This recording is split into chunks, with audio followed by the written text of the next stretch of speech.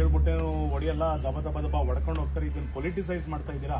ಆಮೇಲೆ ಆ ಮೃತರ ಪತ್ನಿ ಹೇಳಿದ್ರು ಧರ್ಮ ಕೇಳ್ಬಿಟ್ಟು ಹೊಡೆದ್ರು ಅಂತ. ಇಲ್ಲ ಆ ಲೇಡಿ ಗಾಬರಿ ಆಗಿದ್ರು, ಆ ಕಾರಣದಿಂದ ಹಂಗೆ ಹೇಳಿರ್ತಾರೆ ಅಂತ ಎಲ್ಲವನ್ನ ಕೂಡ ಅಲ್ಲುಗಳಿದ್ದಾರೆ. ನೋಡಿ, ಇದರ ಬಗ್ಗೆ ಹೆಚ್ಚು ವ್ಯಾಖ್ಯಾನ ಮಾಡೋದು ಸರಿ ಕಾಣಿಸೋದಿಲ್ಲ. ನಾನೊಂದು ಹೇಳೋದು, ಇನ್ನೊಬ್ರೊಂದು ಹೇಳೋದು, ಬಾಯಿಗೆ ಬಂದಂಗೆ ನಾವೆಲ್ಲರೂ ಕೂಡ ಹೇಳ್ತಾ ಹೋದ್ರೆ ಅದರ ಮಹತ್ವನೇ ಹೋಗ್ಬಿಡುತ್ತೆ.